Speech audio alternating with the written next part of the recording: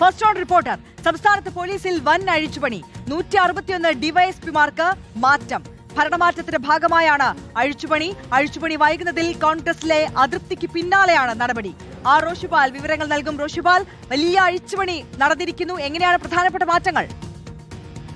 തീർച്ചയായും പോലീസിലെ അഴിച്ചുപണി വൈകുന്നതിൽ കോൺഗ്രസിനകത്ത് UDF-നകത്ത് വലിയ അമർഷം പുകയുന്നുണ്ടായിരുന്നു. അതിനിടയിലാണ് ഇപ്പോൾ 161 ഡിവൈഎസ്പിമാർക്ക് മാറ്റം ഉണ്ടായിരിക്കുന്നത്. ഭരണമാറ്റത്തിന്റെ തുടർച്ചയായിട്ടാണ് അഴിച്ചുപണി. പക്ഷേ സാധാരണഗതിയിൽ വളരെ പെട്ടെന്ന് അഴിച്ചുപണി നടക്കാറുണ്ട്. അതുകൊണ്ടാണ് അഴിച്ചുപണി വൈകുന്നതിൽ വിമർശനമുയർന്നത്. പക്ഷേ എല്ലാ ഘടകങ്ങളും പരിശോധിച്ചാണ് ഈ സ്ഥലം മാറ്റം അത് വൈകാനുള്ള കാരണം അതാണ് എന്നാണ് ആഭ്യന്തര വകുപ്പിന്റെ വിശദീകരണം. കഴിഞ്ഞ ദിവസം തന്നെ ADGP MR അജിത് കുമാറിനെ എതിരെ ആഭ്യന്തരമന്ത്രി രമേശ് ചെന്നിത്തല നടപടിയെടുത്തിരുന്നു. സമാനമായി തന്നെയാണ് ആഭ്യന്തരമന്ത്രി രമേശ് ചെന്നിത്തല ഈ വിമർശനങ്ങൾക്കിടയിൽ 16 ഡിവൈഎസ്പിമാരെ മാറ്റിക്കൊണ്ടുള്ള ഉത്തരവ് പുറത്തിറക്കിയത്. അതിൽ ശ്രദ്ധേയമായ മാറ്റങ്ങളിൽ ഒന്ന്, ഏറ്റവും പ്രധാനപ്പെട്ടത് ഇടുക്കിയിലേക്ക് മാറിയ ക്രൈംബ്രാഞ്ച് ഡിവൈഎസ്പി ആയിട്ട് N സുനിൽകുമാർ. നേരത്തെ പേരാമ്പ്രയിൽ ഷാഫി പറമ്പിൽ ഉൾപ്പെടെയുള്ളവർക്ക് നേരെയുണ്ടായ പോലീസ് അതിക്രമത്തിൽ ഉണ്ടായിരുന്നു. അന്ന് ചുമതലയുണ്ടായിരുന്ന ഉദ്യോഗസ്ഥൻ കൂടിയാണ്. അന്ന് പേരാമ്പ്ര ഡിവൈഎസ്പി ആയിരുന്നു N സുനിൽകുമാർ. N സുനിൽകുമാറിനെ കോഴിക്കോട് റൂറലിൽ നിന്നും നേരെ ഇടുക്കിയിലെ ക്രൈംബ്രാഞ്ചിലേക്ക് മാറ്റിയിരിക്കുന്നു എന്നാണ് പ്രധാനപ്പെട്ട കാര്യം. ഒപ്പം മറ്റൊന്ന് ബൈജു പൗലോസ് ആണ്. ബൈജു പൗലോസ് ക്രൈംബ്രാഞ്ച് ഡിവൈഎസ്പി ആയിരുന്നു. നേരത്തെ ആലപ്പുഴയിലെ ഗൺമാൻമാരുടെ മർദ്ദന കേസ് അന്വേഷിച്ച ഡിവൈഎസ്പി കൂടിയാണ്. ബൈജു പൗലോസ് ആണ് ഇപ്പോൾ ആലുവ ഡിവൈഎസ്പി ആയി നിയമിക്കപ്പെടുന്നത്. അതിപ്പം തിരുവനന്തപുരം ഫോർട്ട് ACP ആയി K പ്രദീപ് വരുന്നു.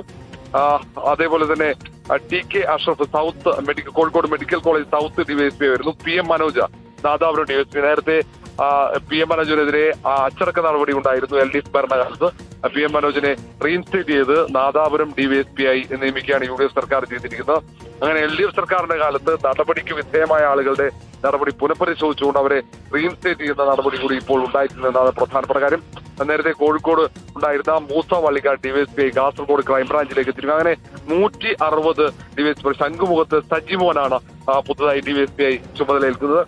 161 ഡിവൈഎസ്പിമാരെ സ്ഥലം മാറ്റത്തോടെ പോലീസിലെ ഒരു സമഗ്രമായ അഴിച്ചുപണിയാണ്. നേരത്തെ SP-മാരെ മാറ്റി IG, DIG തലപ്പത്ത് മാറ്റം സംഭവിച്ചു. ഒപ്പം ADGP തലപ്പത്ത് ഉൾപ്പെടെ വലിയ മാറ്റം ഉണ്ടായതാണ്.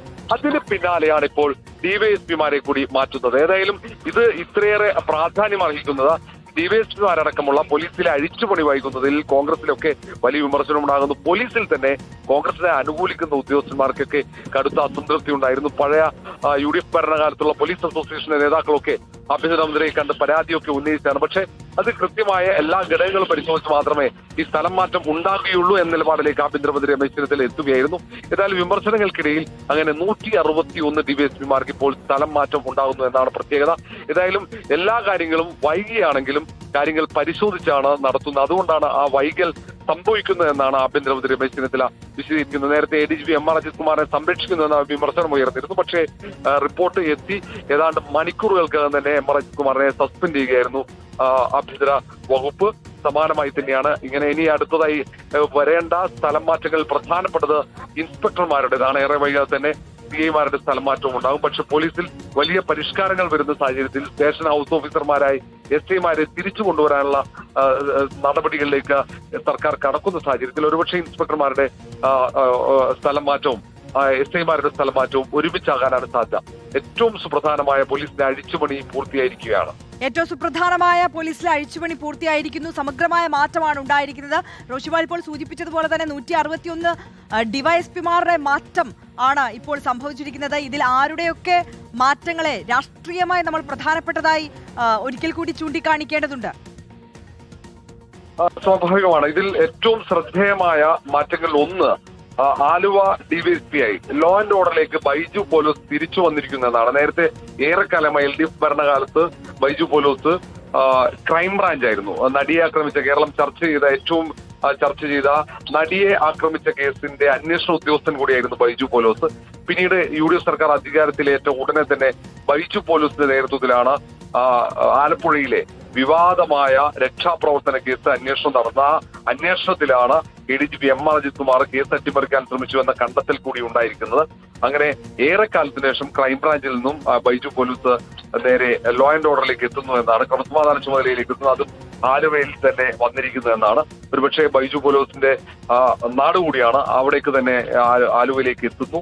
കാരണം ഒരുപക്ഷെ കേരളം ഏറ്റവും ചർച്ച ചെയ്ത നടിയെ ആക്രമിച്ച കേസിന്റെ അന്വേഷണ ഉദ്യോഗസ്ഥൻ കൂടിയായ ബൈജു പോലോസ് ദീർഘകാലത്തിന് ശേഷം അങ്ങനെ ലോ ആൻഡ് ഓർഡറിലേക്ക് തിരിച്ചെത്തിയിരിക്കുന്നു. അതിനൊപ്പമാണ് നേരത്തെ പറഞ്ഞത് പേരാമ്പ്രയിൽ ഏറ്റവും വിവാദമായ ഷാഫി പറമ്പിൽ എംപിക്ക് നേരെ ഉണ്ടായ പോലീസ് അതിക്രമം. അന്ന് അവിടെ ചുമതലയുണ്ടായിരുന്ന ഉദ്യോഗസ്ഥൻ കൂടിയായിരുന്നു ഡിവൈഎസ്പി എൻ സുനിൽകുമാർ. അങ്ങനെ സുനിൽകുമാർ ഇടുക്കിയിലെ ക്രൈംബ്രാഞ്ചിലോട്ടാണ് ഇപ്പോൾ മാറ്റിയിരിക്കുന്നത്.